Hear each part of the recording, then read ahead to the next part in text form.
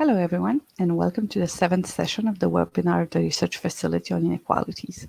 I'm Anda David. I'm the lead economist on inequality and the scientific coordinator of the facility. This program, funded by the EU and implemented by IFD, comprises of more than 20 research projects, and we have launched this webinar series in order to present some of the results. In our previous sessions, we've talked about a large array of topics, such as urban water inequalities in Bolivia, multidimensional inequalities in Western Africa, earnings inequality in South Africa, perceptions of social mobility inequalities in Mexico, and consumption inequality in Ghana, for instance. You can find all of these replays on the webpage of the research facility. Before we start, a few guidelines on the webinar. As you can see on the right of the screen, there is a questions feature and a chat feature. You can type your questions in the questions feature and the speaker will answer them after her presentation. You can vote for the questions you think are more relevant, and just after the 30 minutes presentation, I will select some of them and address them to our speaker. One of the co-authors can also respond by writing to any clarification questions that might arise during the presentation. You can use the chat feature for any remarks you might have, but you can also interact with the other participants. The webinar is recorded and the replay will be available also starting with tomorrow. In today's webinar, we welcome Huyen Thi Phuong Lin, who will talk to us about the scoping review that she's doing with some other colleagues from IFD and from IRD on environmental changes and inequalities in the Mekong region. Welcome, and I will switch to presentations. There you go. Thank you so much for being us, and now you have 30 minutes. Thank you very much for your kind word, Anda. Good afternoon, everyone, and thank you very much for taking your time joining us for this webinar today. So this is the result or the preliminary results of our research program is called Inequality, Environmental Changes in the Mekong River Basins. So this work has been made by the contribution of a group of researchers, and joining me today also we have the Dr. Stéphane Larrey sitting next to me actually, and Dr. Etienne Expan, who is now currently in Paris. They will also join in the Q&A session when you have questions. So what we are talking about here is the topic of inequality, environmental changes in 5 different countries in the Mekong regions. And we use the method called scoping and systematic review. So we will go further into why we choose the topic and why the method being applied. So as most of us would know, the inequality and environmental changes are more like the rising challenges in the 21st century. So there have been work on the topic related, for example, environmental justice or inequality related to different aspects of the life. So there have been also work trying to gather the knowledge at the global scale and also in US. So far that there has not been the work about the Mekong regions. And look at the Mekong region, we are looking at the dynamic economic that also facilitate for 60 million people. And from the beginning of the project, we aim at the lower Mekong country, including Vietnam, Laos, Thailand, Cambodia. And during the starting of the process, we realized that Myanmar could also add it in the topic. It isn't given the consideration on the timing, so we also consider Myanmar as also the targeted countries. So the idea is that we are reaching the Anthropocene, where human activity having an impact on the environment at a significant scale that we cannot yet ignore. And looking at the environmental changes impacting back to the human population, we could see that not every group facing the problem in the same way. So some of them are more disadvantaged and more vulnerable. So that's why in order to build a just sanction, we need to understand uh, clearly about how inequality and environmental changes intertwined and related to each other. And in order to do so, and given the fact that we realize that the big literature being existed already, so in order to do so, we apply this method of scoping and systematic review. First of all, to gather the existing literature to understand what has been done and what is still missing. And in the second step of systematic review, actually we will apply negative or sometimes quantitative analysis when possible to gather the information, and that information could become a recommendation for policy actions. I will explain later like about the method clearly and why we choose systematic review rather than a normal conventional literature review. So the outcome we expect from our 1 year project, so the scoping review or the mapping of what had been researched and what is still missing. And then a systematic review, both of them will go into manuscript, a chapter, and journal paper. At the same time, we also work on a collective book where we ask different group of researchers to submit to us case study that have been researched on the topic. So we are on the way of doing that.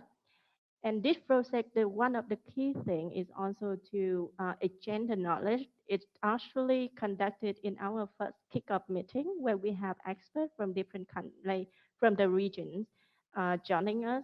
And we also plan to do that with the final workshop. We plan to do that in person in Chiang Mai, Thailand. But given the current situation, we will see how we could do that. But definitely the result of the project will be exchanged intensively with different stakeholders, including research, academia, and then the policy making and different development organizations. So to understand a little bit on our method, so it's called scoping systematic review. So if you see systematic review, the differences or the key special thing about it is you are transparent and a systematic process to define a research question. We search for the study, accept their quality, and synthesize the finding qualitatively or quantitatively. So the crucial step is to define the scope of research questions. And in order to do so, we need to find out what has been done so far. So what is called systematic mapping or scoping review. So how a systematic review is different than a conventional literature review? It is exhaustive, and we search on different database, and we use a tool to make sure that our search are comprehensive. And every step of inclusion or inclusion of certain study is being justified clearly, and we will report it. And we're not only searching for review publication, but also for rate literature, including those published reports from different organizations, and then those literature that not published. And for the systematic review, we have a critical appraisal with a transparent criteria to decide which paper or report are being included or excluded. So if you look from the left-hand side, so starting from that, our process starting from October, we actually started framing the framework and how to organize work in September of last year. So we having the kickoff in November. Before that, we already start contacted the expert and also forming an expert network. One of the key things of the systematic review, we not formalize the research question or criteria alone, but based on the advice from an expert committee and with a really huge support from the team from different countries. So we have 5 teams in 5 countries, and they helping us in terms of selecting and collecting data, as well as to analyze and reading the articles. So The first step is to framing identification of database. We build an equations of P-code, which I will explain here after, and with a test list for comprehensive searching. And we search for online and braille literature for 2 months.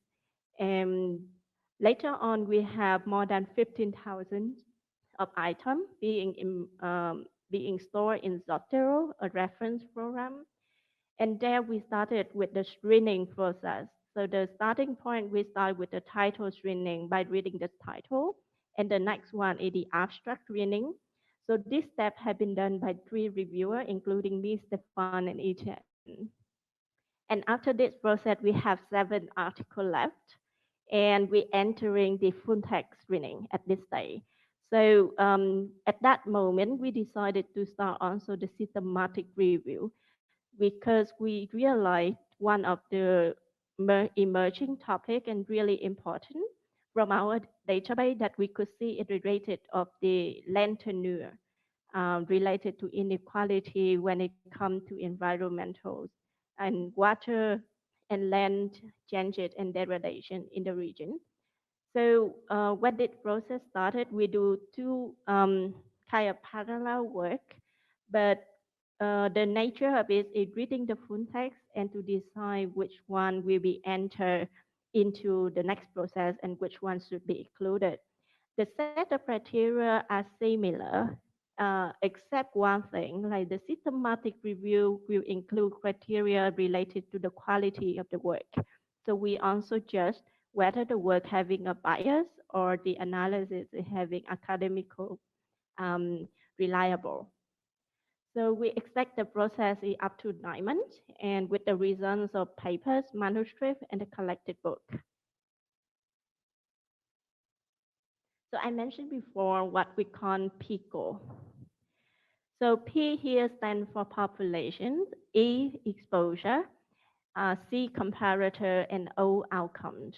And when we look at the relation between inequality and environment, we have the 2 sides of relations. So the first one is how environmental changes impacting people differently based on their inequality.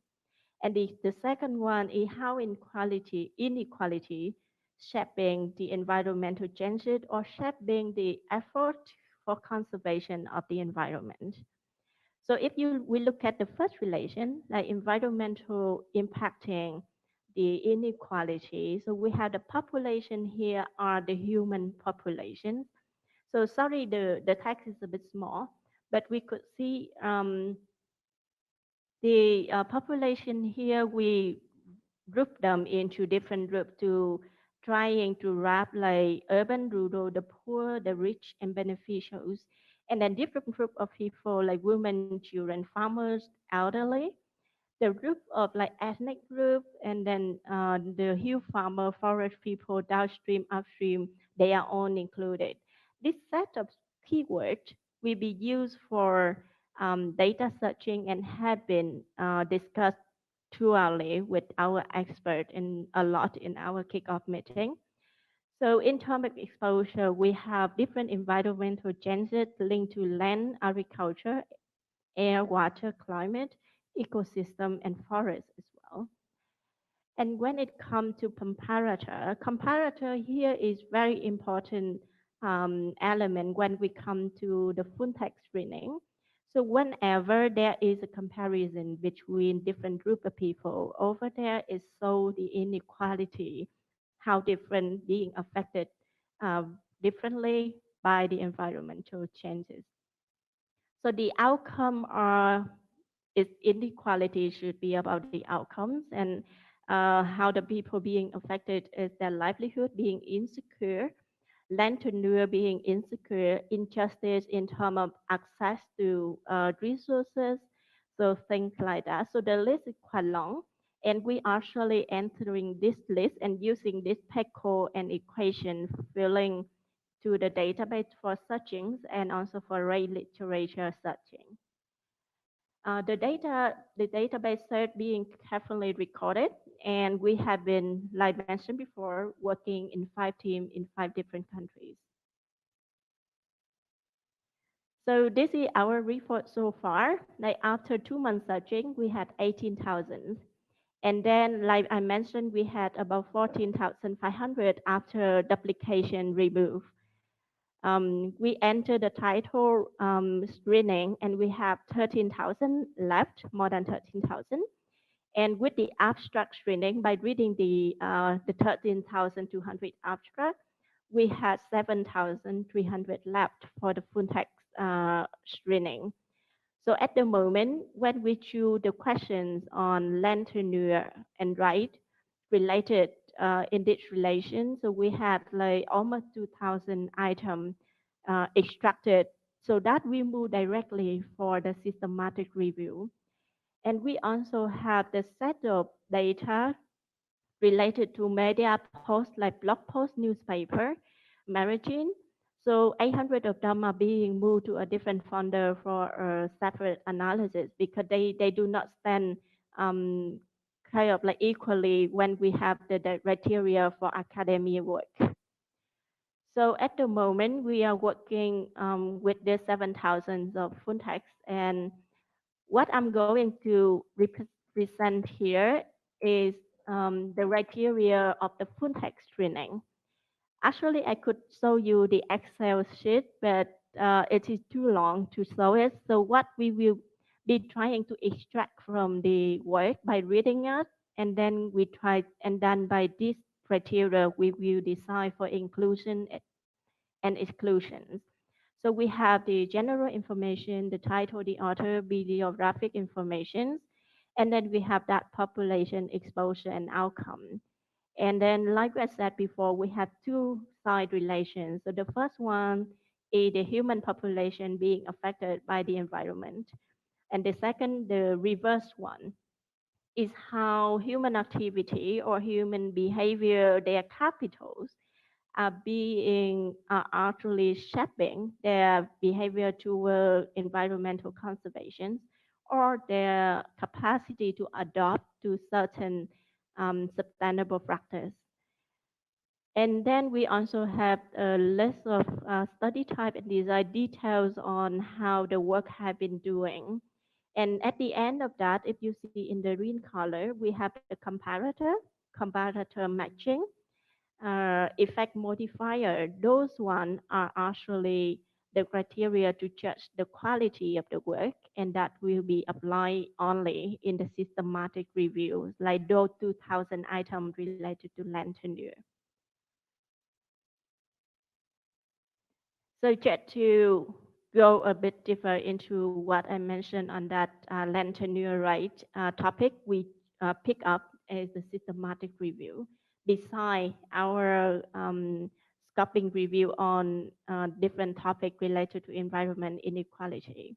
So the question we pick now is how are the relation between land tenure right and the impact of land and water use change in the Mekong region.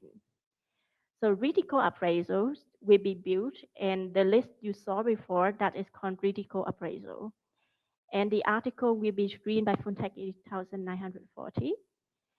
Those Funtechs not available, some of them actually are being too old to get access for now, but we will try our best not to exclude many. And also one thing we need to mention is like at the moment you could see 7,000 of articles. See, like most of them are relevant to our big topic. And beside the topic on land tenure and right, we could see that the other two topics are pollution and climate change are really dominant.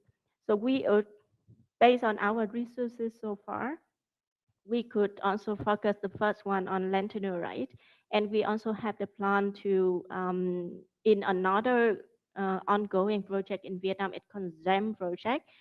They might also work on the next systematic review on the topic climate change and its impact on different group of people. So if you want to know more about GEM project, you could contact us.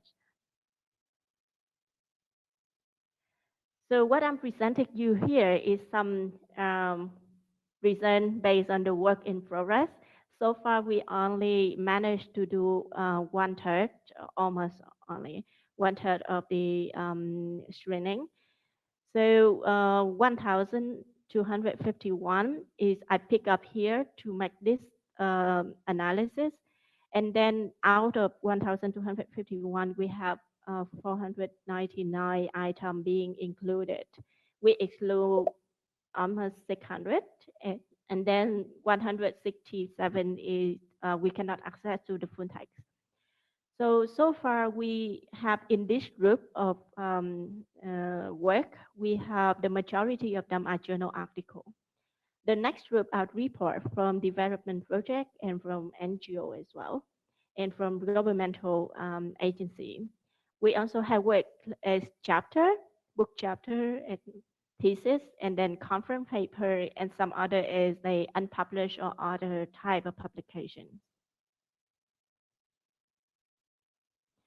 So based on that 499 item for the moment, that we could see the majority of work have been presented, or the country have the research on so far, more of them are in Thailand. And then we have Vietnam is the next, and Cambodia and Myanmar also have the amount of work less than Thailand and Vietnam, but higher than Laos.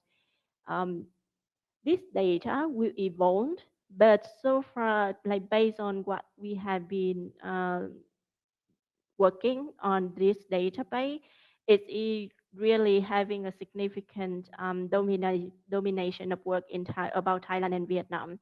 We will be also try to analyze the reason behind that, probably whether it's about there's more problem in these two countries, or probably the other case would be about the capacity of research or the focus. So this could be some of the really valuable reason that we could present to different organizations when we have the full reason of 7,000 item stream, to see where the research or where the work has still been missing and the knowledge gap. So the other aspect we will analyze as well, like on the different environment that the study is being conducted. So far you could see that many work have been working about people, how people in rural area being unequal, facing different environmental changes. And then we also have a big group of literature that working on highland and the mountain area. Most of them are actually related to development roles and the link to the issues of land grabbing and land concessions under development of the regions. And then other location also being recorded like coastal urban, lowland, forest area, and peri-urban as well. So we will see in the next week like how the reason or how the number will evolve, and then we could have another way to look at that and to see the distributions of the area. And like I mentioned before, the population.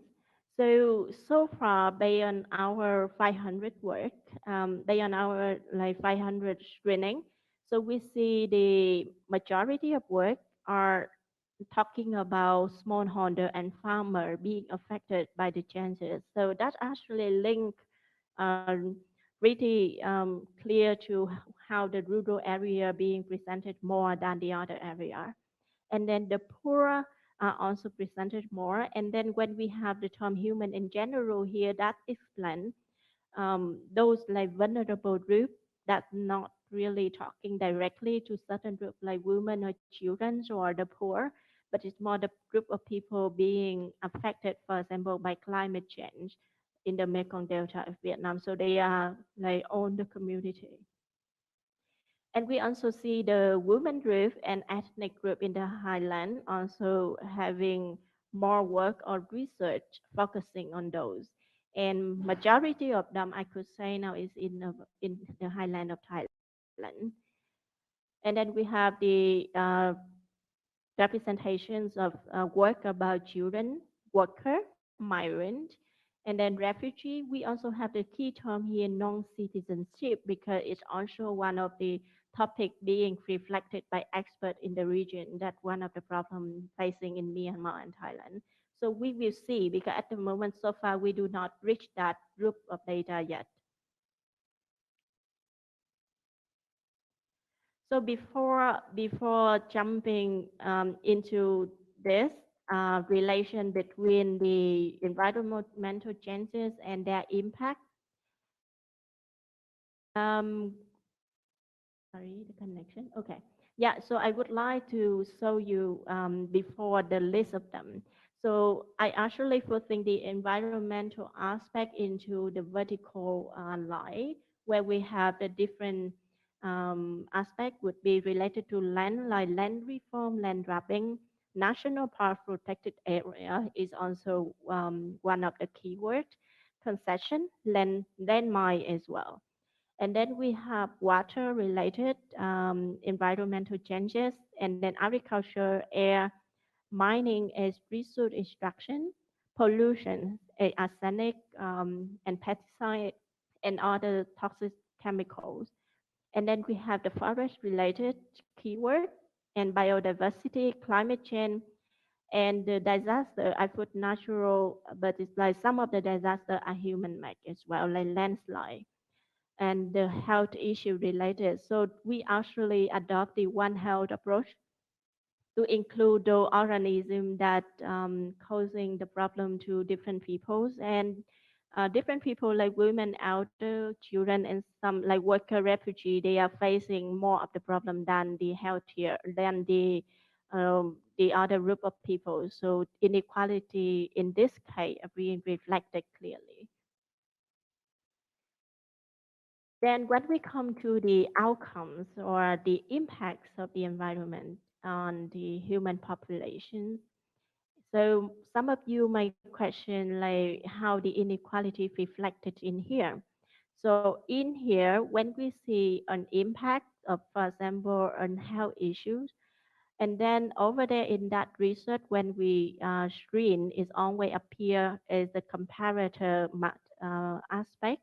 So over there, that comparator or the focus on a certain group of people like farmer, the poor, or the ethnic group, the outcome reflect the inequality in environmental impacts. So in that case, you will see well-being related impacts like health issue, poverty, livelihood insecurity, displacement, and migration is also very important. Conflict human rights related aspects like land tenure, insecurity, human rights violation, trafficking, uh, lack of participation. Different social issues also included like social cohesion disruption. For example, people being displaced from their original village and they have to settle down into a new resettlement site. And over there, they cannot live with their old neighbor. So social cohesion being disrupted strongly. Gender-related issues also being investigated, and other would be the last one is the risk and capacity. So the health risk, the vulnerability, and the change in risk perception. Sometimes, in terms of behavior, it's also changing and causing more problem in their current situation compared to the past. So this will be one of our key reason later on. Please do not try to read a really little word. So if we try to look at the vertical aspect, that would be the environmental changes, and then the horizontal one is the outcomes. So by just looking at the color, we could see the linkage between environmental change and the impacts on human inequality. So at the moment, so far, based on 499 article, we could see there are quite a lot of work working on climate change, and the climate change linking to livelihood insecurity is strongly presented. The other one is health risk. Many work actually not jumping or having data on health issue directly, but more like talking about the risk. So the health risk related to hydropower aspect, to air pollution and pesticide pollution in the region also presented more than the others. And we could also see the flood issues and livelihood insecurity is also the relation reflected more in our data. So by looking this, by looking at this table later on, we could see that the distribution of work related to the relations. So we could see in some aspect that is not investigated enough, and that would be the gap of knowledge that we are aiming at to aim for future research and future like recommendation for the future work. Yeah. So far, what we are reaching at the moment is the starting. We starting already the full text screening. So we started in May and hopefully to finish in a month, but that would also still be ambitious. But because the risk we are having is that not every article are writing in a similar way, and then not all of them are not easy to read or easy to trust whether it's linked to the topic we are investigating. So the team has been working really hard, including our team here, Stefan, Etienne, Alexi, and also the five team that I have to thank them a lot in 5 different countries like Vietnam, Myanmar, Laos, Cambodia, and Myanmar. So we discussed really frequently and also changing our key term or adding new key term every time when we realize that. So by that way, we avoid the bias of having a pre-designed criteria and losing any other one that available. So just to repeat again, like how we are using this systematic and scoping review process is that the process is actually being transparent and also we give justification for every step we are doing.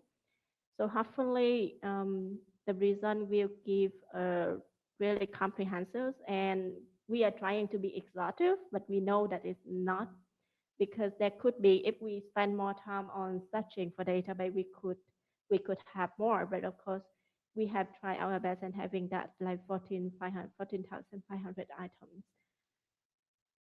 So yeah, so at the moment we are aiming that for 12 months for the reviews and looking forward to really excited to see the result of that.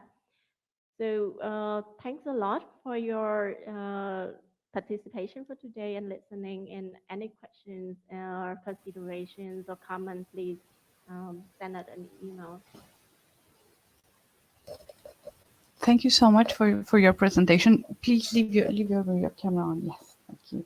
Um, so thank you again. Maybe we should also put on the slide on the that that was not synchronized during your presentation. So I'll just Sorry. switch back to the presentation for our participants who might have wanted to have a look at that one, which I think it's this one, right? Okay. On the environmental aspects present. There was a question. Maybe I can start with my questions, which is linked to Nkechi's one on exactly how inequality is being proxied. Because if I understood correctly, it's I would say the next slide, the one on human population that captures inequality, the inequality dimensions. But it would be interesting to have an idea of exactly uh, what are maybe the predominant types of inequalities that you have looked at or that come to the surface when you look at all this literature? Is inequality among whom and inequality of what? Yeah, thanks for that very good questions. So at the moment, based on what we read so far, and we could see that I'm still on, right? Okay. Yeah. So the inequality being appear a lot between group of people. So, for example, so far we have gone through quite a number of research work in the mountain area of Thailand, and over there, people being affected by different projects like hydropower or land project. It's either land policy or protected area or land grabbing. So the effects of those activity are different between Thai ethnicity and the other ethnicity like Karen peoples or other ethnic groups. So different group of people are being affected differently from the environmental changes. Other cases also, if we look at the lowland, that we could see, for example, children and women are being affected kind of differently toward climate change and also some of the health issues. So if we look at the inequality between group of people, that would be one of the dominants, two of the dominants. But of course, there's other cases as well that I cannot tell everything, but that will be presented definitely in our results. The other question would be the inequality of what? So inequality here that actually we also using the different we investigate or we trying to look at the literature on different aspects of inequality. So it's not only about the distributional inequality. So their access to certain capitals. So either the natural resources like water, forest, for example, or land.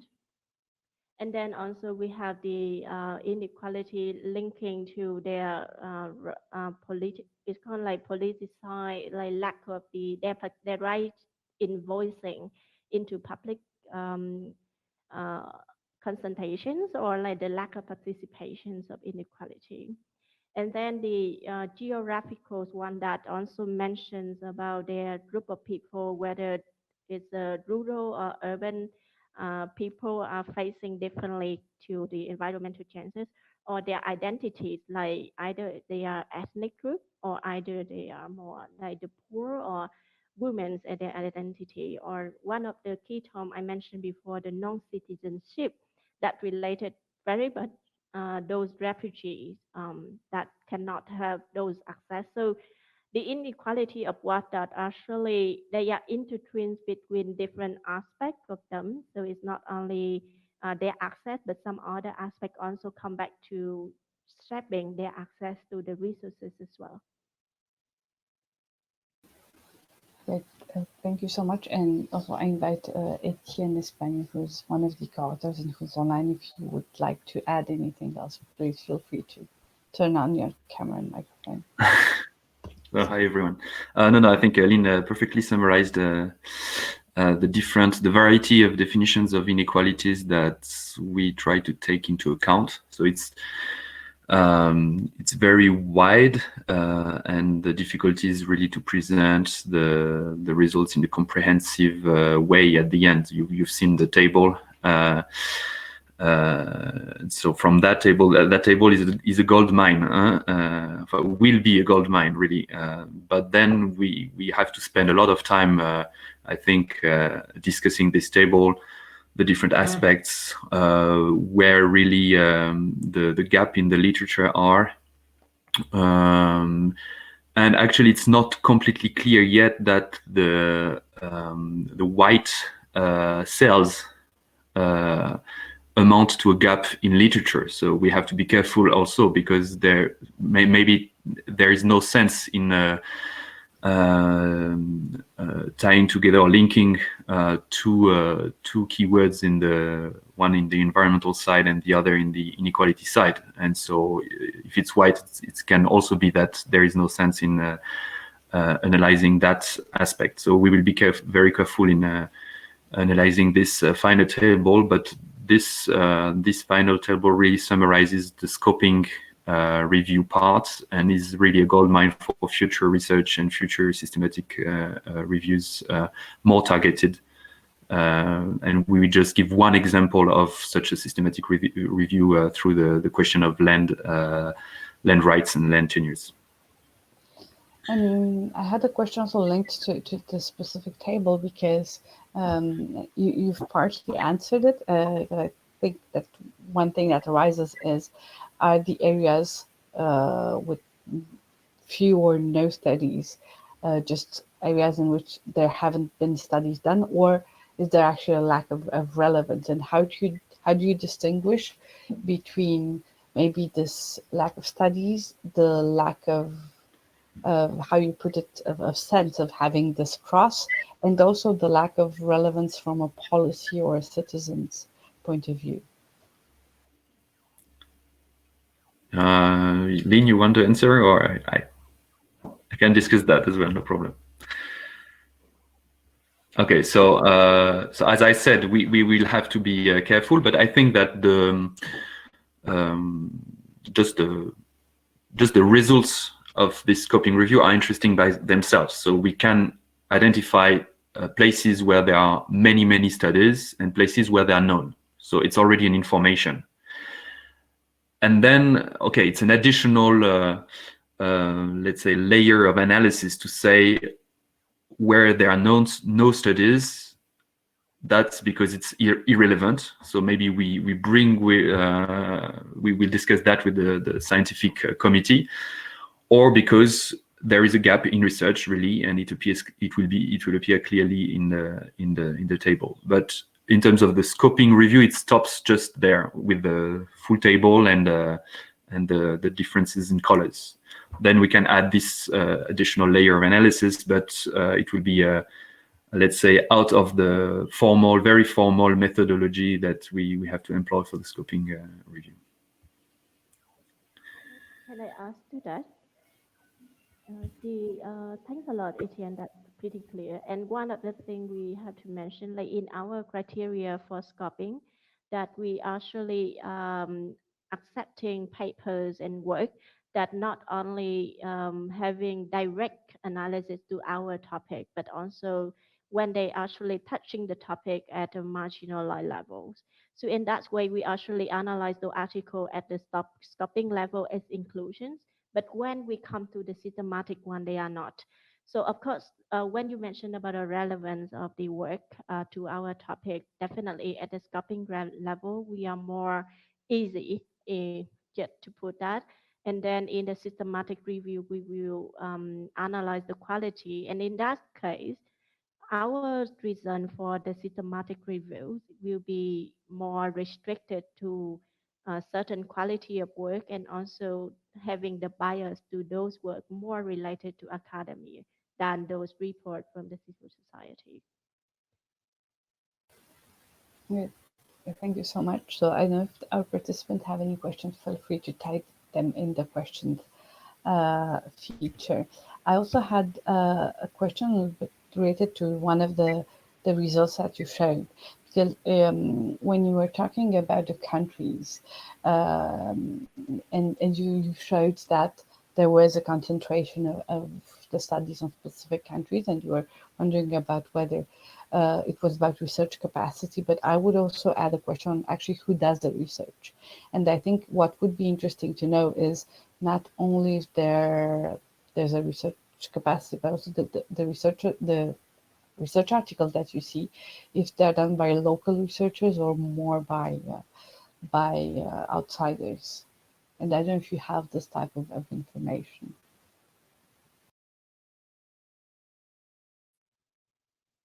So Lynn, you have the information.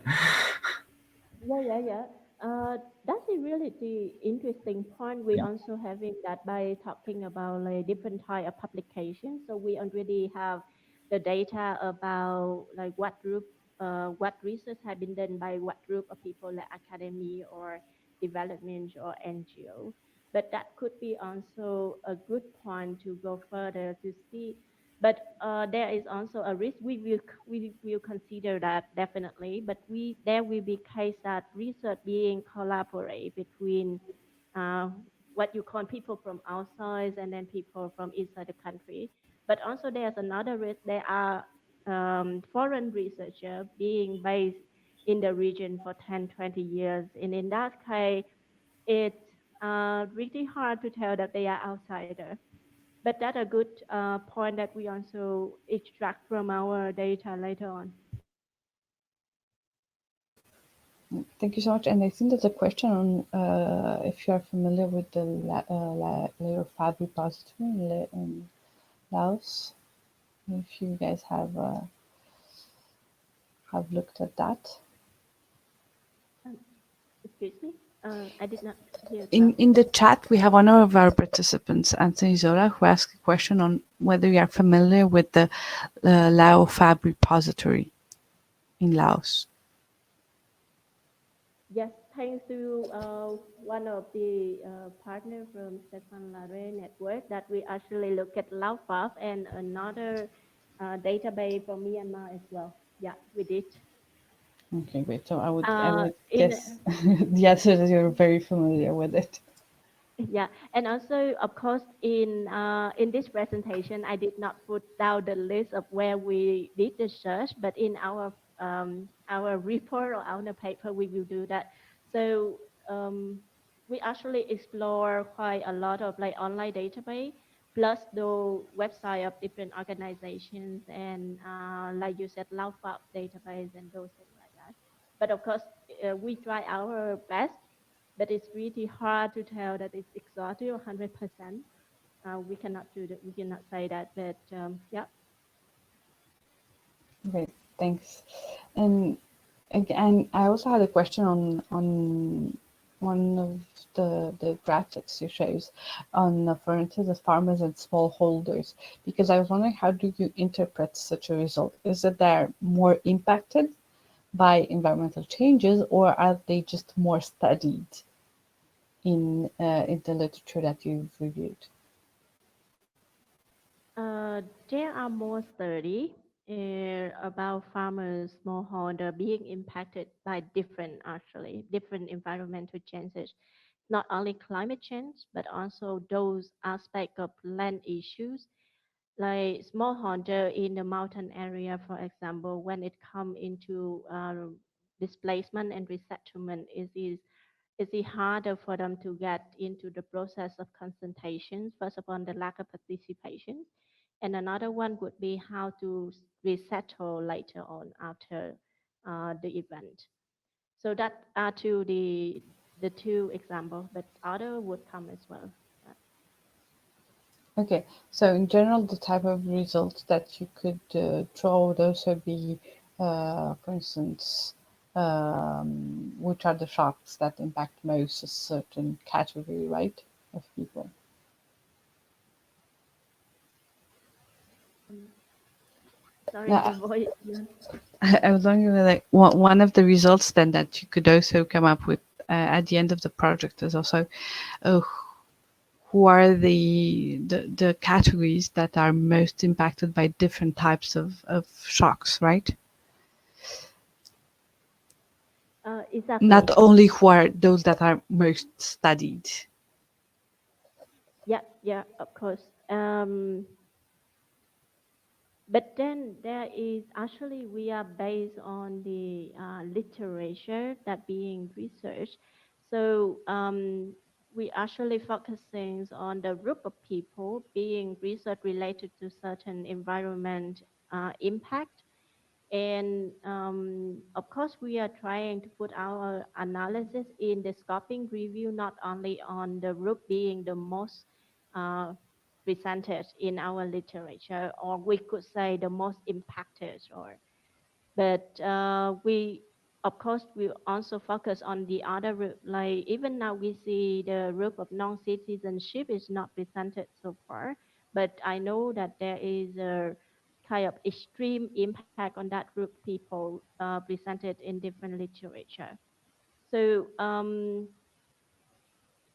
we will try to consider how the linkage of the appearance of certain relation to the extent, like the link between the literature being presented and the extent of impact of certain group of people, like whether if they are presented more, that group actually having more impact and should have more consideration. But it should be that relation, but it could also be the percentage of the capacity of research in different countries. or the focus of the development world so far in the last 20 years.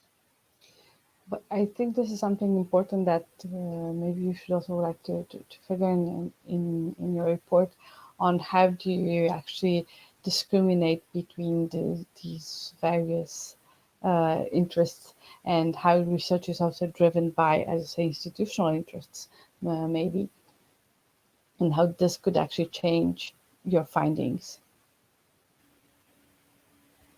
Yeah, I think this, Onda, your idea about digging a little bit more into the institutional research aspects of the scoping review is a great idea. So I don't know how difficult it will be to add this information to the the huge database that's already existing. Maybe it's partly already there, so in that case it will be quite easy. But following which institutions have produced what kind of research, and which authors and where they come from, is maybe an interesting part in also understanding how maybe there are biases in the topics that are covered. I think that's a very good point.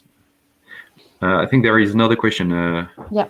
Yeah, you want to? I don't know if you'd like to address it on how the relationship between climate and environmental changes can actually change the economic activities, and if you've also looked at this impact and how it drives inequality.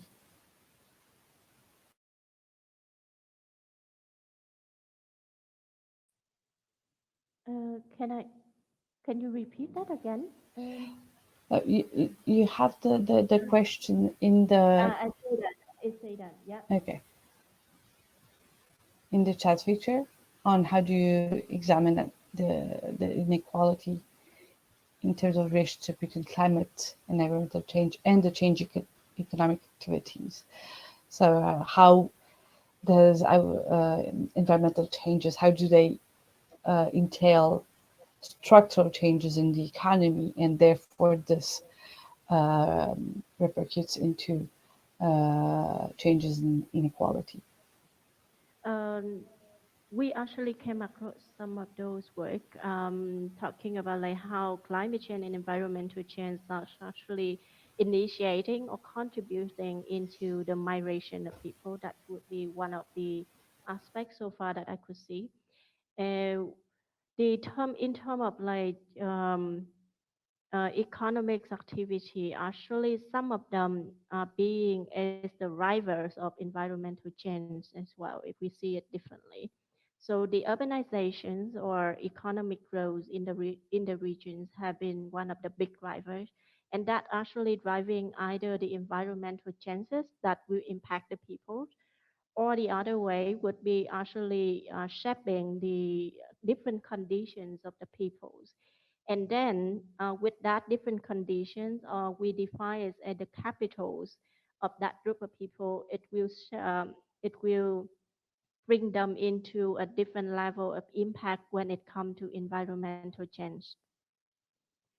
The other aspect of changing, shifting from farming to non-farm activity, we saw several, but not really presented very strongly in the literature so far. But of course, I would not put that as the final conclusion now, because it's the reason will evolve definitely. So we will see. Thank you so much. And I don't know if Etienne wanted to answer Murray's suggestion, which I think it's quite interesting, is to also add the profiling of the population, the distribution, to what you find. Yeah, in the scoping review methodology and the paper that we have to write on all these informations, there is a huge introduction to write, and which is about the context of the countries, of the inequalities there, and so maybe it won't be as refined as Murray suggests, but it will be definitely a kind of basic statistical profiling as suggested. Yeah, that will. This is more in the contextualization preliminary contextualization of the topic that we will do something close to that. Yeah. Thank you. And I see that we have a last question on the trajectories of inequality between rural and urban environments. And it's true that we hear a lot about rural-urban migration and how climate changes fuels migration towards cities. But as we see from your results, that there's still quite few research which is focused on urban settings. So, Aline, you want to answer, because we are looking at the double arrow, so double directions. We're not just looking at how environmental change impacts human inequalities, but also the reverse causality. Then the strength of the causality in terms of empirical analysis will depend on the existing studies and their quality. That's for sure. Yeah, exactly. Thank you, Ken. And then if we actually looking by it reminds me that so far we actually having not only work about urban area but also the peri-urban area. So there are analysis about different group of peoples in urban area, like those the poor and then the slum. In slum area, they are facing difficulties in this kind of like environmental changes, like disaster, like storm, or the climate change itself in general. So the linkage between rural urban and environment, definitely that the so far there is work on migrant area, not focusing on how they left the rural area, but how they settle in the urban settings as well. So yeah. So great. I think we'll stop here. Thank you so much to both of you. And actually today was the last webinar, and we'll be heading into the summer break. So I would like to address a special thank you to Salomé Manson, who behind the scenes made all this webinar series possible, but also to all of our participants today, and also to those who have been following the series since the beginning. Thank you to all of you. Thank you to the presenters, and hope to see you soon for maybe another session. Goodbye. Goodbye. Thank you all.